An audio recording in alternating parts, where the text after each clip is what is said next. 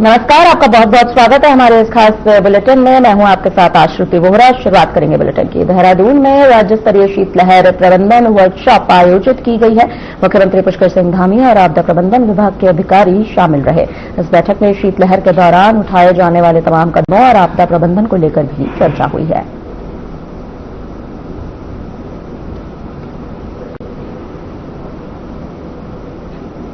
आप थोड़ा सा देखिए, हमारा जो राज्य है वो आपदा की दृष्टि से अत्यंत संवेदनशील हमारी भौगोलिक परिस्थितियां हैं यहाँ, और हर मौसम में हमें अलग अलग प्रकार की आपदाओं का, उनकी चुनौतियों का सामना करना पड़ता है।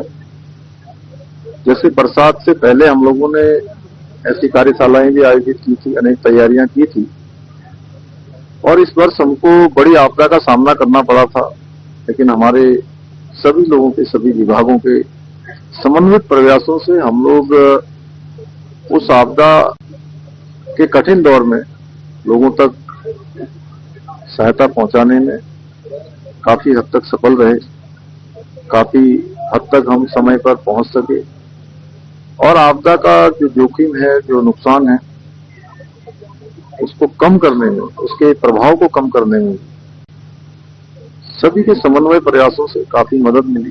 शीतलहर की तैयारियों के बारे में आज कार्यशाला रखी थी हम लोगों ने। इसमें हमारा प्रयास ये रहा है कि शीतलहर के कारण क्या क्या परिस्थितियां उत्पन्न हो सकती हैं, उन परिस्थितियों में आदमी को क्या क्या परेशानियां हो सकती हैं, उन परेशानियों से लोगों को बचाने के लिए हम क्या कर सकते हैं, विभिन्न प्रकार के विभाग, उसमें डिटेल में चर्चा करने के लिए कार्यशाला आयोजित की गई है, जो अभी आज शाम तक चलेगी। हल्द्वानी के सर्किट हाउस में जिला विकास प्राधिकरण बोर्ड की बैठक हुई है, जिसमें 112 आवासीय व कमर्शियल मामलों की सुनवाई की गई। कुमाऊं कमिश्नर दीपक रावत ने आवासीय नक्शों के दुरुपयोग पर रोक और बाहरी लोगों की जमीनों पर निर्माण कार्य की नियमित मॉनिटरिंग के निर्देश दिए हैं।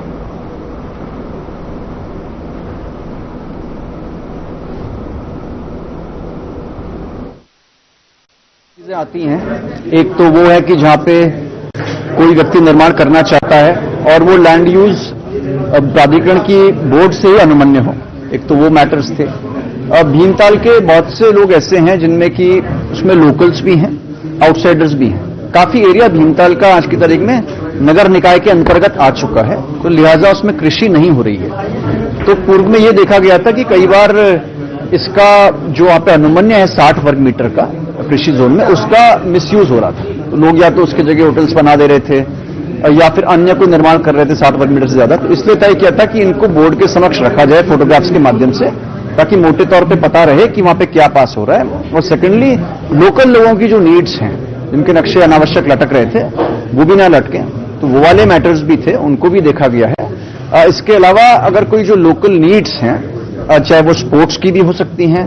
स्पोर्ट्स में एक तो जो फ्लैट्स में हमारा बैडमिंटन कोर्ट है, उसकी कंडीशन अच्छी नहीं है। तो नाम भी नहीं बता। अंकिता भंडारी हत्याकांड को लेकर पूर्व सैनिकों ने काले वस्त्र पहनकर मौन मार्च निकाला है। आपको बता दें, इस मार्च में बड़ी संख्या में पूर्व सैनिकों के साथ साथ मातृशक्ति भी शामिल रही। पूर्व सैनिकों ने बिना नारेबाजी और शांतिपूर्ण तरीके से न्याय की मांग भी रखी। मौन मार्च को लेकर ब्रिगेडियर सर्वेश दत्त पहाड़ी डंगवाल का कहना है कि ये मार्च किसी राजनीतिक उद्देश्य से नहीं है, बल्कि अंकिता भंडारी के परिवार के प्रति संवेदना और न्याय की भावना को लेकर आयोजित किया गया है। साथ ही उन्होंने इस बात की भी जानकारी दी कि पूर्व सैनिक एक मर्यादित और अनुशासित संगठन है, इसलिए मौन रहकर अपनी पीड़ा और आक्रोश व्यक्त किया जा रहा है। आपको बता दें, अंकिता हत्याकांड को लेकर अब न्याय की मांग जो है वो तेज हो चुकी है। पूर्व सैनिकों ने काले वस्त्र पहनकर मौन मार्च यहां पर निकाला है। आपको बता दें, देहरादून से खबर है, ब्रिगेडियर सर्वेश दत्त ने इस जानकारी को स्वयं साझा किया। पूर्व सैनिकों का काले वस्त्र में मौन मार्च यहां पर निकलता नजर आया है। एक बार फिर से अंकिता भंडारी का मामला जो है वो सर्जन हो चुका है। 2022 में हुआ ये कांड एक बार फिर से अब सुर्खियों का हिस्सा बन चुका है। तमाम खबरें हैं कि वीआईपी के शामिल होने की, यानी भारतीय जनता पार्टी से किसी वीआईपी के शामिल होने की यहां पर जो सूचना है वो मिल रही है। हालांकि अभी तक कोई भी औपचारिक पुष्टि इस पूरे मामले में नहीं की गई है।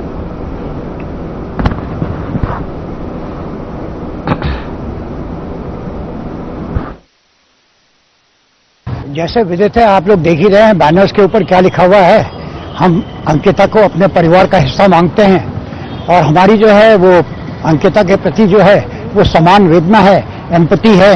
हम उसके दर्द को महसूस करते हैं, उसकी माँ के दर्द को महसूस करते हैं, परिवार के दर्द को महसूस करते हैं। हम मात्र जो है वो सरकार से जो है इसके बारे में जवाबदारी मांग नहीं रहे हैं, लेकिन हम ये कह रहे हैं कि अगर कहीं भी अन्याय होता है तो वो किसी भी जगह जो है वो न्याय के ऊपर जो है एक बहुत बड़ा कुठारघात जो है होता है।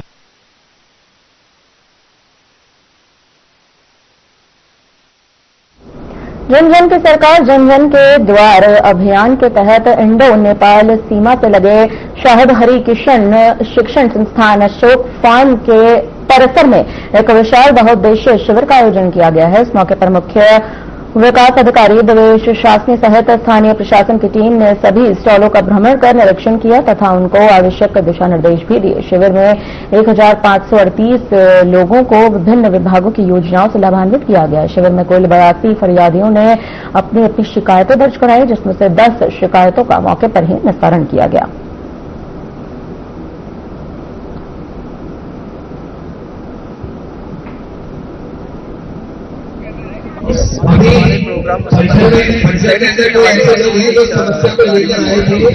आज लगभग हमारे पास 90 कंप्लेंट्स आई है जो ऑलमोस्ट 40 to 50 कंप्लेंट्स गया है, जिसमें आपने देखा गया कि जॉब कार्ड भी बनाए गए, हमारे द्वारा पेंशन की प्रपत्र का फॉर्म भी भरा गया, आधार कार्ड अपडेट किए जा रहे हैं, आयुष्मान कार्ड बनाए जा रहे हैं। देखिए, सबसे पहले तो मैं कहूंगा कि आज एक कहावत चरितार्थ हो रही है, भगवान के घर देर है अंधेर नहीं। देर से ही सही 4 साल बाद जो है कि सरकार जन जन के द्वार पहुंच तो रही है 4 साल का कार्यकाल पूरे करने के बाद, लेकिन जो लोग आपकी उपस्थिति में यहाँ निस्तारण के लिए आ रहे हैं उनकी समस्याएं विभाग वहीं क्यों नहीं निस्तारण कर रहा। सर्दियों का मौसम शुरू होते ही दिल से जुड़ी तमाम डॉक्टर जैसी ध्यानी की यानी का कहना है कि बुजुर्ग लोग जितना हो सके सर्दी से बचें और बहुत जरूरी हो तो तभी घर से बाहर निकलें। आपको बता दें कोटद्वार बेस अस्पताल ओपीडी में लगातार जो मरीज हैं वे बढ़ते जा रहे हैं। सर्दी से बचने के लिए डॉक्टर्स ने सलाह दी है। कई सलाह यहां पर बुजुर्गों को और बच्चों को दी जा रही है। सर्दी में अचानक हृदय रोग की जो समस्याएं हैं वो लोगों में बढ़ रही हैं, जिसके चलते मरीजों की लंबी कतार अस्पतालों में देखने को मिल रही है।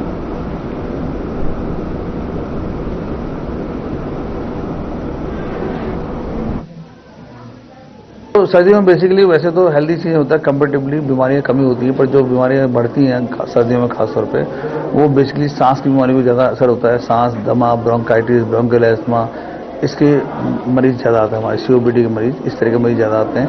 साथ में कुछ मरीज हार्ट के भी आते हैं ठंडी के मौसम में, क्योंकि हार्ट अटैक की संभावना ज़्यादा रहती है।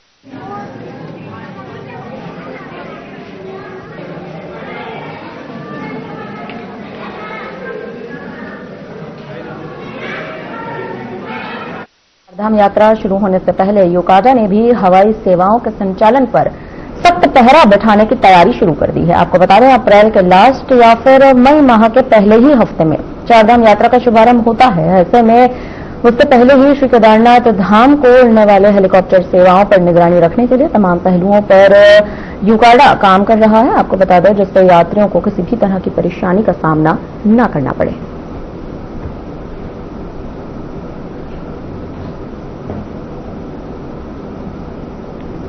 यात्रियों की सुविधा के लिए इस वक्त जो है हवाई सेवाओं के संचालन पर सख्त पहरा यहां पर देखने को मिल रहा है। चारधाम यात्रा की तैयारियां एक बार फिर से तेज हो चुकी हैं।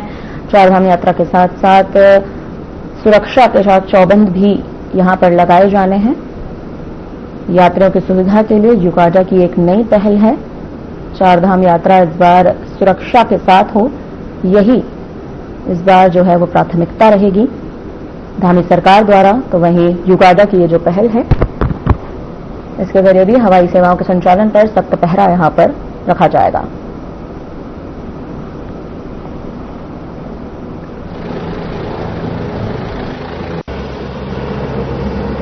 जो सिमिलर जो आप जैसा कह रहे हैं उसी लाइन पे हम लोगों को एवोस, सीलोमीटर, इस तरीके के इक्विपमेंट्स भी लगा रहे हैं हम लोग। और साथ ही हमारी हॉटलाइन जो स्टैब्लिश होनी है वहां पे हम लोगों ने एक चीफ पायलट को डिप्लॉय किया था 2 महीनों के लिए। तो सिमिलर लाइन पे हमारा डीजीसीए के लोग, एयरपोर्ट अथॉरिटी ऑफ इंडिया के, आईएमडी के लोग बाग और दूसरे जो उपकरण लगने वो प्लस न किए जाए। बीजेपी प्रवक्ता मथुरा दत्त जोशी ने कांग्रेस की संगठनात्मक स्थिति और नेतृत्व पर कड़े सवाल उठाए हैं। जी हां, आपको बता दें, उन्होंने कहा है कि गुटबाजी और नेतृत्व की अस्थिरता के कारण कांग्रेस का संगठन कमजोर हो चुका है और 2027 के विधानसभा चुनाव के लिए तैयार नहीं है। पार्टी को पहले नेतृत्व स्पष्ट करना होगा, तभी वह प्रदेश में प्रभाव भी छोड़ पाएगी।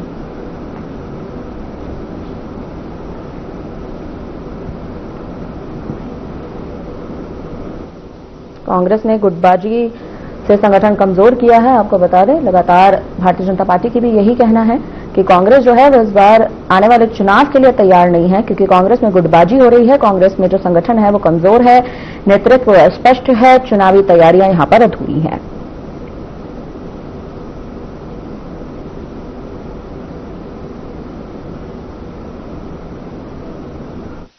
देखिए, बहुत अच्छी बात आपने कही है कि कांग्रेस के अंदर जिस तरीके की गुटबाजी है, जिस तरीके से संगठन का विस्तार नहीं है, लोगों का इंटरेस्ट नहीं है, 4-5 जो बड़े नेता हैं उनकी सिर्फ डोबल है, उससे कांग्रेस 2027 के प्रति गंभीर नहीं दिखाई देती है। एक बात। दूसरी बात यह है कि पहली बार आज 4 साल में प्रभारी महोदया को उत्तराखंड की याद आई है, क्योंकि चूंकि चुनाव भी अब नजदीक है, वो पहली बार यहाँ पर आ रही है 4 साल में। एक बार पहले आई थी जब शुरू में बनी थी, उसके बाद ही उनका मैं समझता हूँ दूसरा दौरा होगा।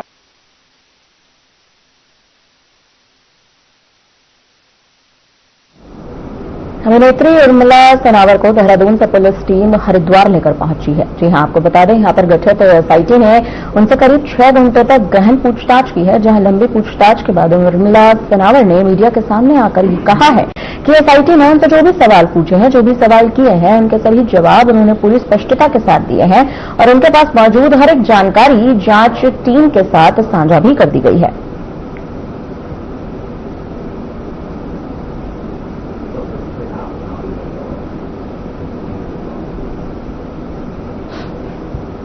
जानकारी के साथ साझा की गई है। उर्मिला सनावर ने साफ तौर पर मीडिया से कहा है, एसआईटी की पूछताछ उर्मिला सनावर से की गई है। आपको बता दें, उन्हें हरिद्वार लेकर आया गया, जिसके बाद एसआईटी की टीम ने उनसे पूछताछ की। पूछताछ में सभी तमाम सवालों के जवाब यहां पर मांगे जा रहे हैं। जानकारी जांच टीम के साथ साझा भी कर दी गई है।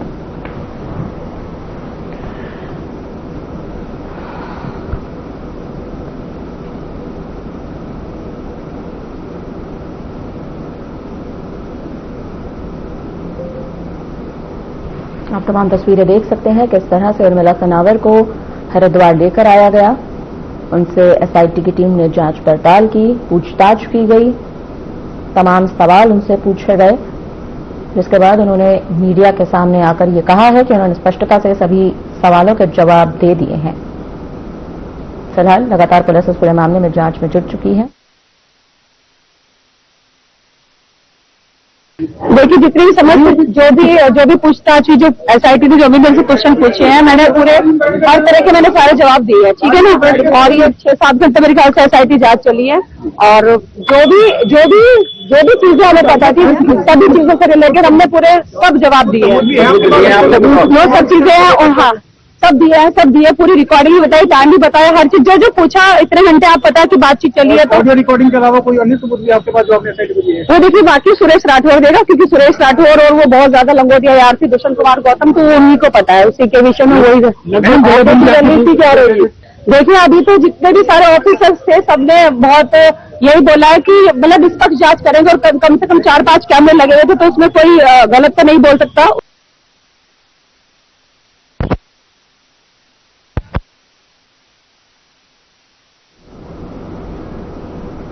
फिलहाल यहाँ पर रुकते हैं छोटे से ब्रेक के लिए। ब्रेक के उस पार खबरों का सिलसिला जारी रहेगा।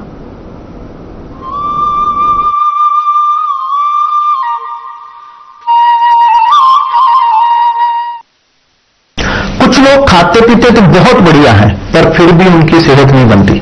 पिचके हुए गाल हैं, हड्डियां निकली हुई हैं, पैंटें ढीली हैं, कपड़े जचते नहीं, कोई पर्सनैलिटी नहीं। ऐसे लगता है इधर से खाए जा रहे हैं, उधर से निकले जा रहा है, क्योंकि उनका पाचन तंत्र खराब है।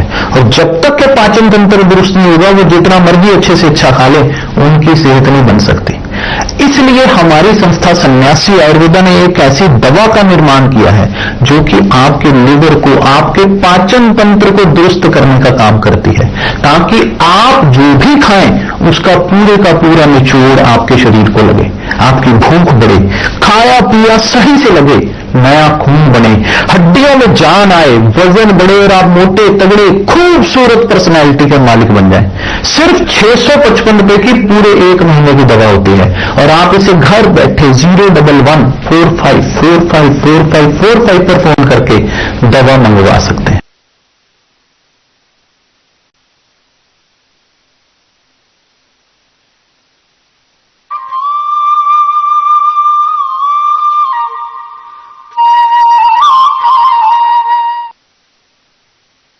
ब्रेक के बाद एक बार फिर से आपका स्वागत है। बढ़ते हैं खबरों में आगे। उत्तराखंड में अंकिता भंडारी हत्याकांड को लेकर सियासत तेज हो चुकी है।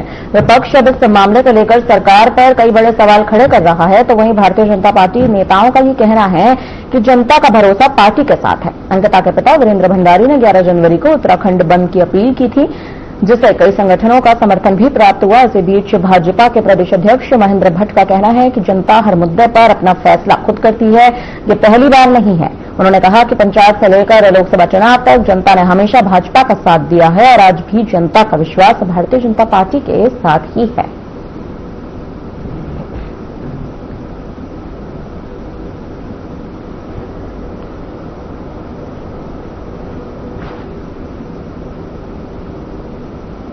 मामले को लेकर निर्णय लेती है और ये पहली बार नहीं। अंकिता जी उस बिटिया के बारे में जितनी बार भी इस प्रकार के विषय उठे, जनता ने भारतीय जनता साथ दिया है। चाहे पंचायत का चुनाव हो, चाहे नगर निगम का चुनाव हो, नगर पालिका चुनाव हो, लोकसभा का चुनाव हो, हर चुनाव में जनता भाजपा को साथ दिया।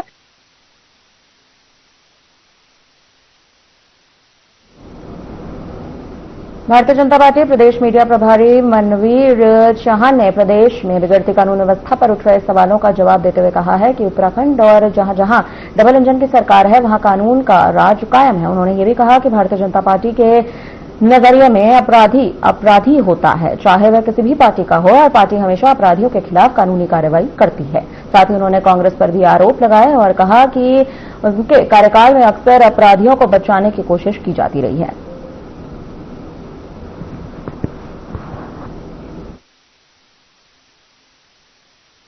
जनता पार्टी की नजर में कोई भी व्यक्ति हो तो किसी भी दल का हो, अपराधी अपराधी होता है। और जनता पार्टी की सरकार में अगर कोई अपराध करता है तो उसको अपराधी की दृष्टि से देखा जाता है और संविधान के तहत और कानून के तहत जो उस पर कार्रवाई हो सकती है वो कार्रवाई की जाती है बिना भेदभाव के। लेकिन कांग्रेस के कार्यकाल में जिस तरह से अपराधियों को बचाने की कोशिश की जाती थी, ये कांग्रेस का कार्यकाल का अपना रिकॉर्ड रहा।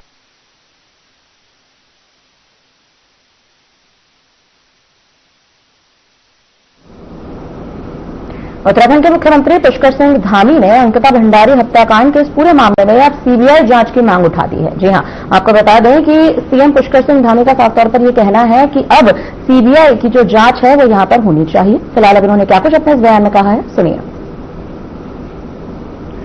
स्वर्गीय बहन अंकिता भंडारी के साथ हुई दुर्भाग्यपूर्ण घटना की जानकारी मिलते ही राज्य सरकार ने, प्रशासन ने बिना किसी भेदभाव के पूरी पारदर्शिता के साथ, निष्पक्षता के साथ कार्रवाई प्रारंभ की। तत्काल एसआईटी का गठन एक महिला आईपीएस अधिकारी की लीडरशिप में किया गया और प्रकरण से जुड़े हुए सभी अभियुक्तों को शीघ्र गिरफ्तार किया गया। उसकी ठोस पैरवी माननीय न्यायालय में की गई। उसी का परिणाम हुआ कि ट्रायल के दौरान किसी भी अभियुक्त को जमानत नहीं मिली। एसआईटी द्वारा विवेचना के बाद अभियुक्तों के विरुद्ध चार्जशीट दाखिल की गई और निचली अदालत ने सुनवाई पूरी होने पर अभियुक्तों को आजीवन कारावास की सजा सुनाई। यह इस बात का प्रमाण है कि राज्य सरकार ने शुरू से लेकर अंत तक पारदर्शिता, दृढ़ता के साथ न्याय सुनिश्चित किया है। हाल के दिनों में सोशल मीडिया पर प्रसारित हुई ऑडियो क्लिप्स के संबंध में अलग अलग एफआईआर दर्ज की गई हैं, जिसकी जांच जारी है। कुछ लोगों ने इस दौरान अपने राजनीतिक उद्देश्यों की पूर्ति के लिए भ्रामक स्थितियां पैदा करने का प्रयास किया है, प्रदेश में भ्रम की स्थिति पैदा करने का काम किया है। ऐसे में सरकार का दायित्व है कि देवतुल्य जनता को इस स्थिति से निकाला जाए, उनकी भावनाओं का सम्मान किया जाए। और हमने सोचा कि सबसे ज्यादा पीड़ित पक्ष उनके माता पिता हैं और उनका पक्ष जरूर जानना चाहिए। मैंने उनके माता पिता से बात की है और उन्हीं के द्वारा बातचीत में कहा गया है कि सीबीआई की जांच होनी चाहिए इस प्रकरण में, जिसका सम्मान करते हुए हम इस मामले की जांच सीबीआई से कराने की संस्तुति कर रहे हैं। हमने पहले भी न्याय सुनिश्चित किया है और आगे भी पूरी प्रतिबद्धता के साथ, दृढ़ता के साथ हम स्वर्गीय बहन अंकिता को न्याय दिलाने के लिए संकल्पबद्ध हैं और बहन बेटियों की सुरक्षा हमारी सर्वोच्च प्राथमिकता है। उनके विरुद्ध किसी प्रकार का अपराध सहन नहीं किया जाएगा और अपराधियों को ऐसी सजा मिलेगी जो समाज के लिए भी एक नजीर बनेगी। उत्तराखंड में अंकिता भंडारी हत्याकांड का मामला एक बार फिर से चर्चाओं में बन चुका है, जिसके चलते अब हर तरफ मामले की सीबीआई जांच की मांग हो रही है। इसी बीच अब पूरे मामले पर राज्य सरकार ने मास्टर स्ट्रोक खेलते हुए राजकीय नर्सिंग कॉलेज डोब का नाम परिवर्तित कर दिया है और अब नर्सिंग कॉलेज का नाम अंकिता भंडारी राजकीय नर्सिंग कॉलेज डोब पौड़ी रख दिया गया है। तो वहीं इस मामले में सीएम धामी के निर्देश भी आ चुके हैं, जिसके बाद शासन ने शासनादेश भी जारी कर दिया है। आपको बताते चले कि 7 जनवरी को सीएम पुष्कर सिंह धामी ने अंकिता के माता पिता से मुलाकात की, साथ ही उनकी मंशा को जानने की भी कोशिश की। साथ ही इस मुलाकात के दौरान सीएम ने अंकिता के माता पिता को इस बारे में भी भरोसा जताया है, इस पूरे मुद्दे में भी भरोसा जताया है कि वो जो मांग कर रहे हैं उनकी मांगों के आधार पर राज्य सरकार आगे की कार्रवाई जरूर करेगी। आपको बता दें, अंकिता भंडारी मामले को लेकर सरकार ने है मास्टर स्ट्रोक खेला है, नर्सिंग कॉलेज का नाम बदल दिया है। अंकिता भंडारी के नाम पर ये जो नाम है नर्सिंग कॉलेज का, उसको तब्दील कर दिया है। सीएम धामी के निर्देश पर शासनादेश जारी हो चुके हैं। अब लगातार जो सभी की नजरें हैं वो इसी मुद्दे पर हैं कि क्या इस मामले में सीबीआई जांच हो पाएगी या नहीं हो पाएगी। खुद सीएम धामी इस पर मांग उठा चुके हैं। फिलहाल के लिए इस बुलेटिन में इतना ही। मुझे दीजिए इजाजत। नमस्कार।